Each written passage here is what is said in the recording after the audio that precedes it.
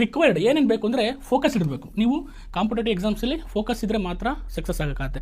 6 ತಿಂಗಳು ಓದೋದು ಬಿಡೋದು ಮತ್ತು ಕಂಟಿನ್ಯೂಟಿ ಇಲ್ಲದೆ ಇರೋದು, ಗೊತ್ತಾಯ್ತಾ? ಈ ರೀತಿ ಕಂಟಿನ್ಯೂಟಿ ಇಲ್ಲದೆ ನಾನು ಎಕ್ಸಾಮ್ ಕಾಲದಾಗ ಓದ್ತೀನಿ ಅನ್ನೋದು ಈಗ ಸಾಧ್ಯ ಇಲ್ಲ. ಮೊದಲೆಲ್ಲ ನಡೀತಾ ಇತ್ತು, ಬಟ್ ಈಗಂತೂ ಖಂಡಿತ ಸಾಧ್ಯ ಇಲ್ಲ. ನಿಮ್ಮದು ಏನು ಸ್ಟಡಿ ಹೆಂಗಿರಬೇಕು ಅಂತಿದ್ರೆ ಕಂಟಿನ್ಯೂಸ್ ಆಗಿರಬೇಕು ಮತ್ತು ಕನ್ಸಿಸ್ಟೆನ್ಸಿ ಇರಬೇಕು. ಇಲ್ಲಿ ಯಾರು ನಿಮ್ಮನ್ನು ಮಾನಿಟ್ರಿಂಗ್ ಮಾಡಲ್ಲ, ನಿಮಗೆ ನೀವೇ ಮಾನಿಟರ್ ಆಗಬೇಕು. ಗೊತ್ತಾಗ್ತಿದೆಯಾ? ಹೈಸ್ಕೂಲ್ಗಳಲ್ಲಿ ಕಾಲೇಜ್ಗಳಲ್ಲಿ ನಮ್ಮನ್ನು ನೋಡಿದ್ರೆ ನಮ್ಮ ಅಪ್ಪ ಅಮ್ಮಂಗೋಸ್ಕರ ಎದುರ್ಕೊಂಡು ಓದ್ತಾ ಇದ್ವಿ, ಕಾಲೇಜಲ್ಲಿ ಲೆಕ್ಚರ್ಸ್ಗೋಸ್ಕರ ಎದುರ್ಕೊಂಡು ಓದ್ತಾ ಇದ್ವಿ, ಹೋಮ್ವರ್ಕ್ ಮಾಡಿಲ್ಲ ಬೈತಾರೆ ನಾವು ಒಂದು ಬೈಕೆ ಓದ್ತಾ ಇದ್ವಿ. ಬಟ್ ಆದರೆ ಇಲ್ಲ, ಹಂಗಾಗಲ್ಲ.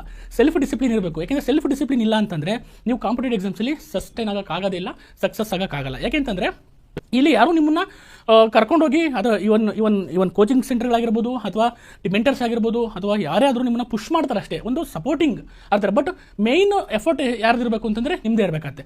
ಆ ಮೇಯ್ನ್ ಎಫರ್ಟ್ ಎಷ್ಟು ಹಾಕ್ತೀರಾ ಅದಕ್ಕೋಸ್ಕರ ನಿಮ್ಮ ಸೆಲ್ಫ್ ಡಿಸಿಪ್ಲಿನ್ ಬೇಕಾಗುತ್ತೆ. ನಿಮ್ಮ ಸೆಲ್ಫ್ ಡಿಸಿಪ್ಲಿನ್ ಒಂದಿನ ಇರೋದ್ರೆ 2 ದಿನ ಇದ್ರಾಗುತ್ತಾ? ನೋ. ಒಂದು ಎಕ್ಸಾಮ್ 1 ಇಯರ್ ಆಗ್ಬೋದು, 2 ಇಯರ್ ಆಗ್ಬೋದು, 3 ಇಯರ್ ಆಗ್ಬೋದು.